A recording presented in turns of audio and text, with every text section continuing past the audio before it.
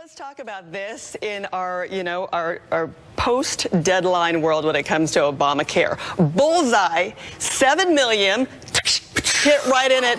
That's given the technical glitches they had on the website before and in the final days with the last-minute shoppers. I think the best description is stumbled across the finish line. Okay. Right? I mean, listen, there's a huge sigh of relief this morning. Let's be honest, because a month or two ago, nobody thought they were going to cross 7 million. But, it wasn't easy, but they did it. Give them credit. Okay, here's the thing. It's not just black and white on those who have it and those who don't, because as the deadline passes, but there's that kind of gray area that even if you attempted but couldn't get through, you can still get it if you show, what is this proof, like documentation? What is that, like a screen grab? I think it's called a claim. I think an assertion, a simple assertion. It's like me in high school rushing with the paper after the class as the teacher's walking down the hall. Listen, they want people to sign up. They're going to make it easy for you to sign up. And if you say, well, I tried to sign up and I had some glitches, they'll still let you. The documentation part is what can be interesting about it, what that is. And especially when it comes to the whole penalty, fee, tax, the 1% of how much you make, plus, the breakdown can get confusing in that too, right? Here's the best analogy I have. Listen, it is very difficult in many parts of this country to get a driver's license, right? You got to stand in line, they treat you like garbage,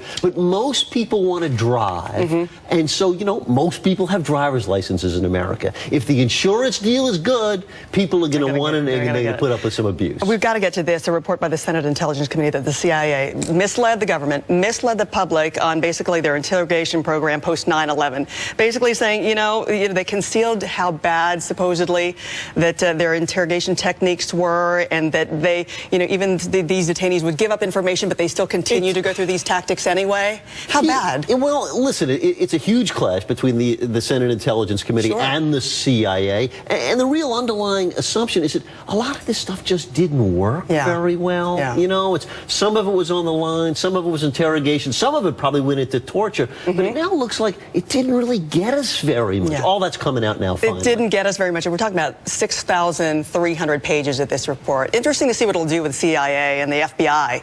And getting like... Right, and whether they're still talking to Dianne Feinstein and the people on the Intelligence Committee by the end of the day. It could be a little tense on Capitol Hill. Just a little tense. Okay, great to see you. Thank you so much, Ellis, as always. Great to hear your perspective.